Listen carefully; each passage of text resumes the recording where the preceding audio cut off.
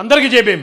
నేను రాజేష్ మహాసేన. రఘురామరాజు గారితో కొన్ని రోజుల నుంచి అక్కడ ఉన్న దళితులకో లేకపోతే అక్కడ ఉన్న దళిత క్రైస్తవులకు కొంచెం వాదన జరుగుతుంది. అది ఇప్పటి వరకు కేవలం ఆ నియోజకవర్గానికే పరిమితం అయింది. ఇతర ప్రాంతాల్లో ఉన్న వాళ్ళు కానీ లేకపోతే పార్టీలో ఉన్న మరో నాయకులు కానీ ఎవరు ఇప్పటి వరకు దాని గురించి పట్టించుకోలే, ఏదో జరుగుతుందిలే అని. కానీ మొట్టమొదటిసారి ఈ రోజున రాష్ట్రం అంతా కూడా ఏంటి దారుణం అని చెప్పి బాధపడే పరిస్థితి తీసుకొచ్చారు. ఆకివీళ్ళలో జగన్ గారి ప్రోద్బలంతో చెలరేగిపోతున్న కొద్దిమంది దళితులు అందామా, దళిత క్రైస్తవులు అందామా, లేకపోతే దళిత ముసుగులో ఉన్న నాయకులు అందామా, వాట్ ఎవర్ ఇట్ ఈస్. అయితే చాలా ప్రమాదం అంచుల్లో ఉన్నారు. నేను మళ్ళీ చెప్తున్నాను, చాలా ప్రమాదపు అంచుల్లో జగన్ కోసం పనిచేసే దళితులు ఉన్నారు. చాలా ప్రమాదం అంటే ఏదైనా జరగవచ్చు ఈ రోజున. ఎందుకంటే రాష్ట్ర వ్యాప్తంగా ఉన్న ప్రతి ఒక్కరికి బాధ కలిగించింది అక్కడ జరిగిన సంఘటన. ఇక రెండోది పివి సునీల్ కుమార్ గారి విషయంకి వద్దాం. ఇది ఈ వినీల్ అనే ఇతను పివి సునీల్ కుమార్ గారు పిఎల్ అంటాడు, పివి సునీల్ కుమార్ గారు క్యాండిడేట్ సంథింగ్ అంటారు, లేదా ఈ అకౌంట్ కూడా పివి సునీల్ కుమార్ గారే వాడుతున్నారని ఒక అనుమానం ఉంది. ఏమంటారండి వీళ్ళు? దళితుల ముసుగులో ఉన్న క్రిస్టియన్స్ అంటారున్నారేంటి? దళితుల ముసుగులో ఉన్న క్రిస్టియన్స్ అంటున్నారు. దళిత క్రిస్టియన్స్ కదా అంటే రఘురామరాజు గారు అన్నారు దళితుల ముసుగులో కొంతమంది క్రిస్టియన్స్ దాడి చేశారు అన్నారు. అంటే దాని అర్థం ఏమొస్తుందంటే దళితులు ముసుగేసుకుని జగన్ గారి రెడ్డి కులస్తుల్లో ఉన్న క్రిస్టియన్స్ వచ్చి దాడి చేశారని అన్నాడేమో పాపం ఆయన. అలా అనకూడదటండి పివి సునీల్ కుమార్ గారి బ్యాచ్కి, పివి సునీల్ కుమార్ గారికి. అబ్బాయి వేరే క్రిస్టియన్స్ అంటారేంటి? వాళ్ళు దళిత క్రిస్టియన్స్, ఎత్తి ఆళ్ళని బొక్కలేయండి. దళితుల ముసుగులు క్రిస్టియన్స్ అని మీరు వేరే క్రిస్టియన్స్ అనకూడదు, దళిత క్రిస్టియన్సే చేశారు, వాళ్ళనే బొక్కలేయండి. అప్పుడే మేము వెళ్ళి ఆ దళితుల్ని రెచ్చగొట్టుకోవడానికి మీ కూటమి ఇలాగ అన్యాయం జరుగుతుంది మేము అండగా ఉంటామని వాళ్ళందరినీ ఏకం చేసుకోవడానికి మాకు అవకాశం ఉంటుంది. వేసేయండి, బొక్కలు వేసేయండి అన్నారు.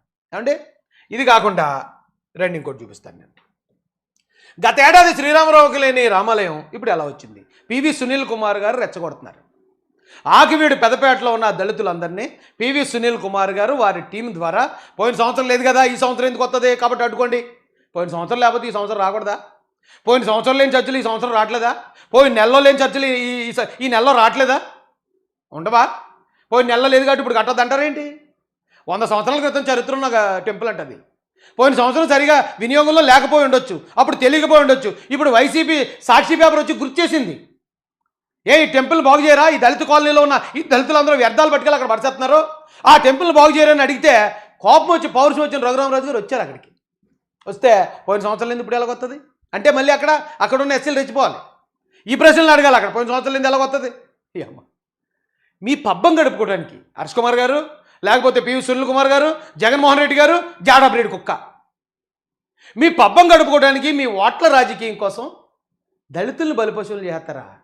వాళ్ళని దెబ్బలు తినిపించేయటం, వాళ్ళని జైలుకి పంపించేయటం.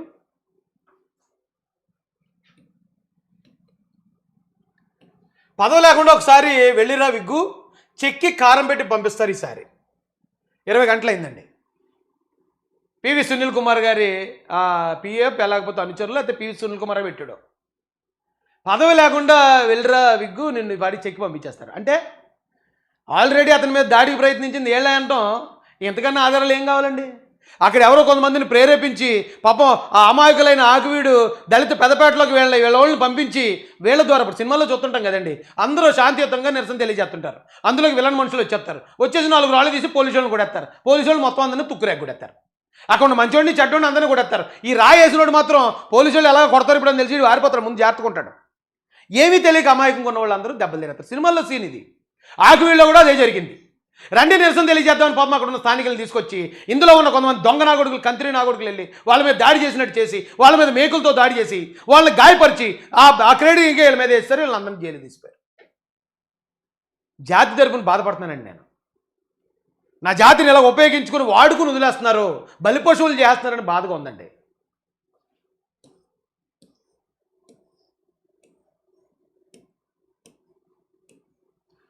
రఘురామరాజు ఎమ్మెల్యేనా లేకపోతే ఒక మతానికి ఎమ్మెల్యేనా? ఆకివీడులో మాలని ఇది గంగానమ్మ గుడిరా బాబు అని చెప్తున్నా కూడా రామాలయం కడతానని రెచ్చగొట్టి మత విద్వేషాలు రెచ్చగొట్టడం ఎంతవరకు సాగు? టీడీపీ నాయకులు కళ్ళు అప్పచెప్పి చూస్తూ ఉండి ఎమ్మెల్యే గట్టిగా బుద్ధి చెప్పకపోతే శాంతియుతంగా ఉండే గోదావరి జిల్లాలో మత ఘర్షణలు జరిగే అవకాశాలు ఉన్నాయి. ఆల్రెడీ హెచ్చరించారు వీళ్ళు. ఏమండి నిన్న మత ఘర్షణలు జరుగుతున్నాయి అంటే వీళ్ళు ఆల్రెడీ ప్రీప్లాన్డ్గా ఉన్నారు. పివి సునీల్ కుమార్ గారి బ్యాచ్ మత ఘర్షణలు రేగొట్టడానికే జగన్మోహన్ రెడ్డి గారి ఆదేశాల మేరకు అక్కడికి వెళ్ళి ఆ పెంట చేశారు. ఇంతకన్నా ఆధారాలు ఏమైనా కావాలంటే ఆకివీడు పోలీసు వారికి 57 మంది ఆకివీడులో ఉన్న అమాయకులైన దళిత వాళ్ళనే కాదండి, వాళ్ళని రెచ్చగొట్టిన వీళ్ళ మీద కూడా పెట్టండి కేసు. మీరు పెట్టకపోతే నేను వచ్చేస్తాను కంప్లైంట్ ఆకివీడు వచ్చి. ఇవే పోస్టులు ఇదే వీడియో బాటికెళ్ళలో డిలీట్ చేస్తారు మళ్ళీ రేపు ఎల్లుండిలోకి వెళ్ళేటప్పటికి. కాబట్టి ఆల్రెడీ ఇప్పుడు ఇందాక నేను విజిల్లో చూపించిన ఆ పోస్ట్ ఏదైతే ఉందో ఆ ప్రభాకర్ పిల్లి అనే ఐడి నుంచి వచ్చింది, ఆ పోస్ట్ ఆల్రెడీ డిలీట్ చేశాను. డిలీట్ చేసిన ఆ విజిల్ అనే ఆయన స్క్రీన్ షాట్లు అయ్యి ఆయన దగ్గర ఉంటాయి కాబట్టి అవసరం అయితే తీసుకుంటాం. హర్ష కుమార్ గారు కన్ఫర్మ్ చేసి రెచ్చగొట్టి వాళ్ళని ఈ గొడవకి ప్రేరేపిస్తున్నారు అంటాను కదా, ఆధారం సరిపోద్ది. ఇక్కడేమో ఇక పివి సునీల్ కుమార్ గారు వీళ్ళ బ్యాచ్తో వీళ్ళు రెచ్చగొట్టారు. కానీ లెక్క ఉన్నారండి, ఇప్పుడు ప్రశాంతంగా ఏసీ రూముల్లో కూర్చుని ఉన్నారు, ప్రశాంతంగా విజయవాడలోనో రాజమండ్రిలోనో ఏసీ రూముల్లో ఉన్నారు. వీళ్ళ మాటలు నమ్మి అల్లరి చేయడానికి ముందుకెళ్ళిన వాళ్ళు అందరూ జైల్లో ఉన్నారు ఈరోజు.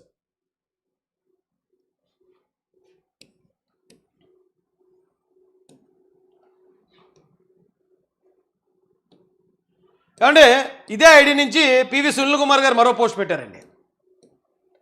అది నా మీద కూడా పెట్టారు. ఎందుకంటే నేను పెట్టిన పోస్ట్ ఏంటంటే బీసీసీ అనేది అన్యాయం, రాజ్యాంగ విరుద్ధం అనే విషయం రాజకీయ పెద్దలకు భారత సమాజానికి తెలియజేయకపోతే దళితులను క్రైస్తవులను దొంగలుగా చూసే పరిస్థితి వస్తుంది.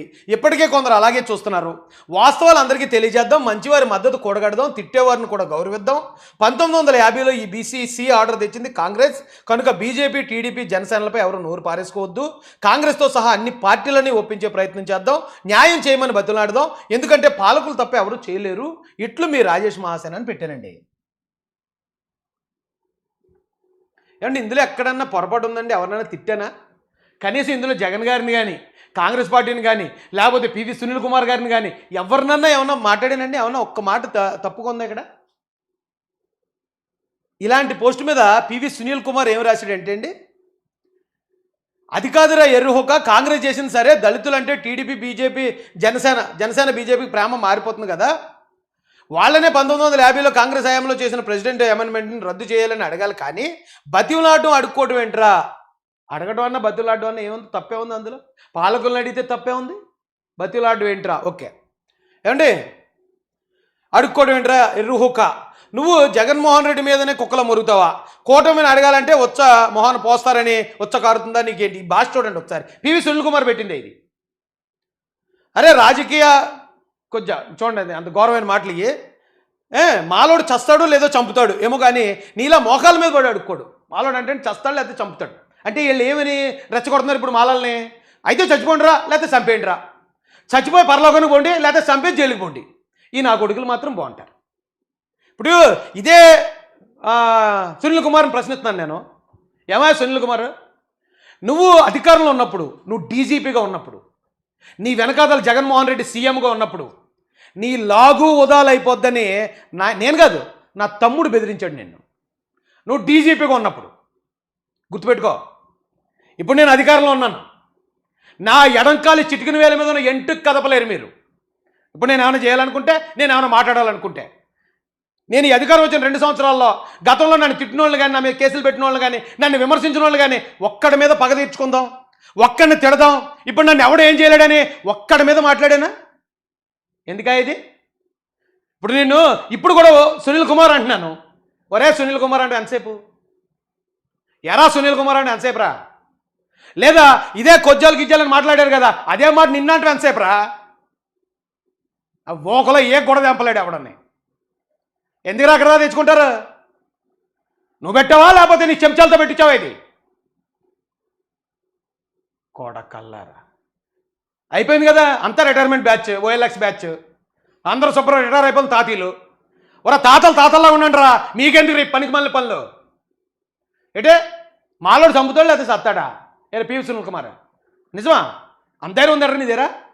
నీ ధైర్యం ఒకసారి చూపిస్తాను రండి ప్రజలకి. ఒకసారి నీ నీ అది ఓపెన్ చేద్దాముడు.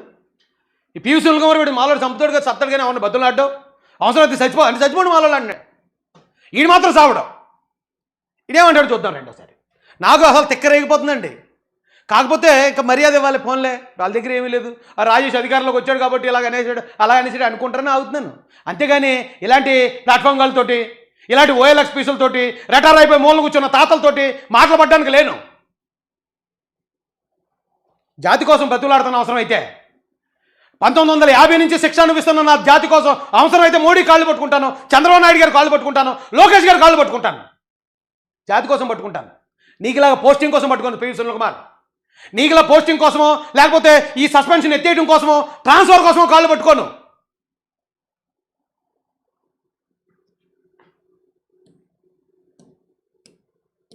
మళ్ళీగా లాస్ట్ వార్నింగ్ నీకు పివి సునీల్ కుమార్. ఇలాంటి చెంచా అకౌంట్ల నుంచి ఏ మాట అయితే తిరిగి వచ్చిందో అదే మాట నీకు వస్తుంది. ఇప్పటికైతే వదిలేస్తున్నాను. మళ్ళీగా నేను ఈ చెంచాలతో నా మీద ఎటువంటి భాషలో మాట్లాడావో అదే భాష నీతో మాట్లాడతాను. జగన్నే లెక్క చేయలేదు నాకు తెక్కొస్తే. నువ్వెంత ఆఫ్టర్ ఆల్ ఎంత? నువ్వు జగన్ ఎడం కాలుతో తంతే అడిషనల్ డీజీపీ సిబిసిఐడి నుంచి గంటల కొర సెక్షన్లోకి వెళ్ళి పడ్డావు. కూటమి వచ్చిన తర్వాత నువ్వు చేసిన ఎదో పనులకి లెఫ్ట్ లెగ్తో తత్తే వెంటనే సస్పెన్షన్తో పాటు మూలన పడ్డావు. వెళ్ళి మూలన పడి అప్పుడు జాతి గుర్తొచ్చింది. అమ్మో జాతి నా వెనకాల లేకపోతే నన్ను మొత్తం నేను చేసిన ఎదో పనులకు నన్ను జైలుకి పంపించేస్తారని. మాలలందరూ క్రైస్తవులందరూ మీరందరూ నా వెనకాల ఉండండి, నన్ను కాపాడుకోండి, నా గురించి మాట్లాడండి అని ఈదలమ్మడి తీరు అడుక్కున్నావు పివి సునీల్ కుమార్. రెచ్చగొట్టొద్దు నన్ను. చెంచగాలతో మాట్లాడిస్తే చూసి చూడనట్టు ఊరుకుంటాడేమో అని అనుకోకు. సహనానికి ఒక అద్దు ఉంటుంది. సహనానికి ఒక అద్దు ఉంటుంది రా పివి సునీల్ కుమార్. నీ లాగు ఉదాలు చేస్తానని నేను డీజీపీగా ఉన్నప్పుడు అన్నవాడిని. నీ లాగు ఉదాలు చేయడం ఎంతసేపు పని నాకు? ఇప్పుడు నువ్వెందుకు కోరలు బీకేసిన పామువి? ఆ పొట్ట ఒకటే, దానికి ఒక చిన్న సూట్ ఒకటే, అది వేసుకుని నువ్వు తిరిగేస్తా ఉంటే నేను చూసి ఎవరా భయపడేది? చేసుకో నీ పని నువ్వు. నేను పర్సనల్గా ఎప్పుడు టార్గెట్ చేయలేదుగా. ఇప్పుడు దాకా మాట్లాడిన దాంట్లో కూడా పివి సునీల్ కుమార్ గారు ఇలా చేశారు అదేగా చెప్పాను. ఏట్రా ఈ పోస్టులు ఏట్రా పివి సునీల్ కుమార్ ఈ పోస్టులు?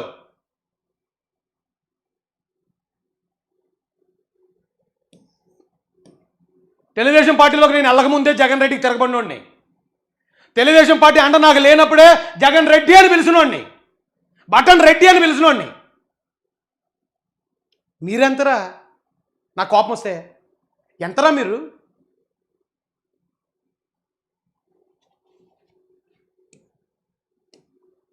రండి పోటుకొని చూపిస్తాను రండి. పివి సునీల్ అనే అతన్ని మాలోడు చంపుతాడు లేకపోతే చచ్చిపోతాడు అటండి.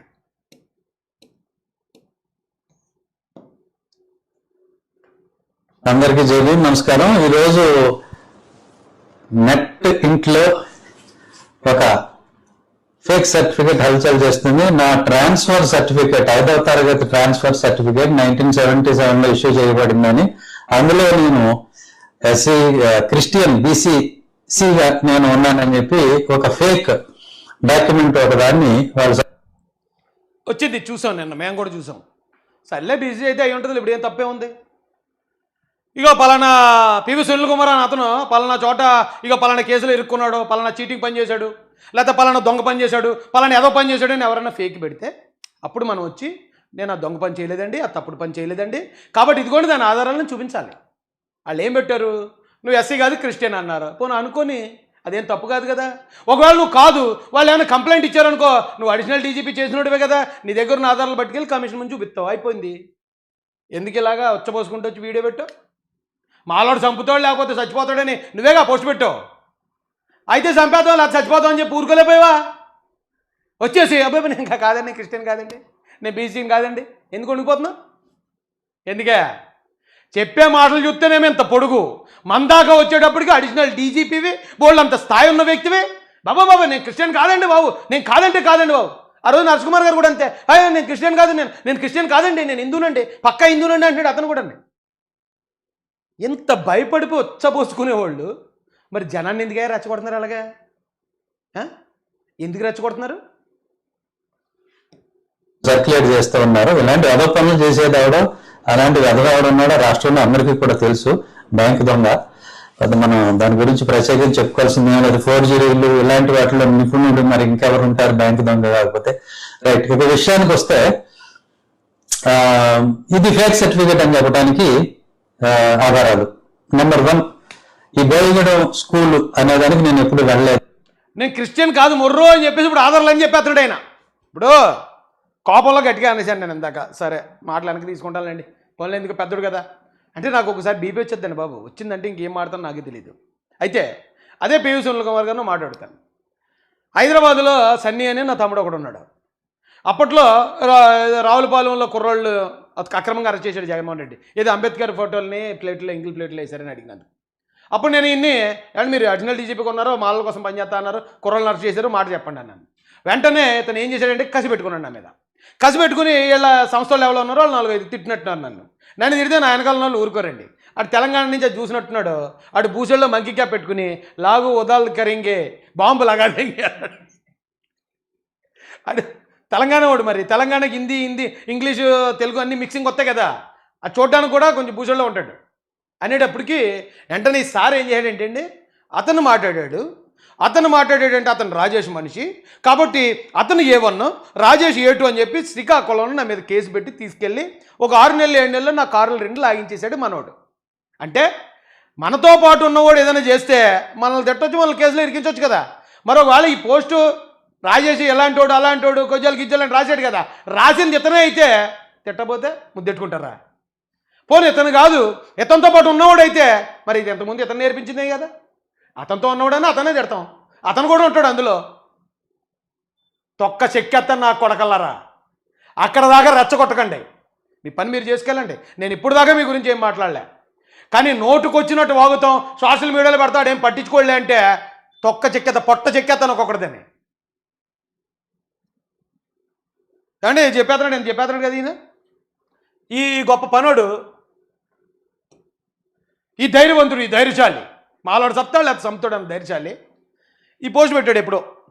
ఇది చెప్పినట్లుగానే మా అమ్మ పాత సమాధి కొత్త సమాధి ఫోటోలు కూడా చేసి చూపిస్తా పది తెలుసుకుందామని ఈ ధైర్యవంతుడు చంపేసి చచ్చిపోయే ధైర్యవంతుడు పెడితే ఇదే అకౌంట్ నుంచి, ఇదే వెన్నెలగడ అనే అకౌంట్ నుంచి ఏముందంటే రఘురామకృష్ణరాజు కొత్త ఫోటోలు చూసుకోండి పెట్టారు. మంచిదే, ఇది ఈ సమాజం చూస్తే క్రిస్టియన్ సమాజం అలాగే ఉంది పెట్టారు. నేను ఎందాక ఎతికాను మొత్తం, పివి సునీల్ కుమార్ మొత్తం పేజ్ అంతా ఎతికాను, ఎక్కడ లేవు. డిలీట్. అరే మాలోడు చంపేస్తాడు లేకపోతే చచ్చిపోతాడు, ఎందుకు భయపడిపోయి వచ్చపోసుకొని ఎందుకు డిలీట్ చేశారు? ఇలాంటి కబుర్లు వద్దండి, నన్ను గెలకొద్దండి. మీరు ఏదైనా పని చేసుకుంటారా, పోరాడతారా, మీ పని మీరు చేసుకెళ్ళండి, నా పని నేను చేసుకెళ్తాను. నేను పార్టీలో ఉన్నాను కాబట్టి పార్టీ కోసం పనిచేస్తాను, పార్టీ ద్వారా నా జాతికి ఏమైనా చేయించగలిగితే చేయిస్తాను, లేకపోతే నేను ఇంట్లో కూర్చొని ఉంటాను. ఇంట్లో కూర్చొని ఉన్నవాడిని ఎందుకు రెచ్చగొడతారు? మీరు నన్ను 10 మాట్లాడినా నాకేం పోయేదేం లేదు, ఎందుకంటే వైసీపీ వాళ్ళు అంతకుమించిన మాటలంటే పడినోడిని నేను ఒక మాట అన్నాను అనుకో, మొహం పైనుంచి కిందకి వెళ్ళిపోతుంది. నా కొడకల్లారా, ఎవడన్నా రాజేష్ ఎలా మాట్లాడాడు లేకపోతే అలా చేశాడు ఎలా చేశాడు అని వీడియోలు పెట్టుకోవడం కాదు. మగోడైతే ఎక్కడ రమ్మంటారో చెప్పండి, వస్తా, తేల్చేసుకుంటాం. మగోడైతే అంతే తప్ప సత్యాదోళ్ళు అనుకో వీడియోలు పెట్టుకోండి, పోస్టులు పెట్టుకోండి, ఇంకా తిడతారా తిట్టండి. ఛాన్స్ దొరికిందంటే మాత్రం మీరు ఎవడో ఈ సంస్థ నుంచి ఎవడ తిట్టినా నేను ఈయన్ని ఈడ్చుకొస్తా జుట్టు పట్టుకుని బయటికి, తిట్టండి.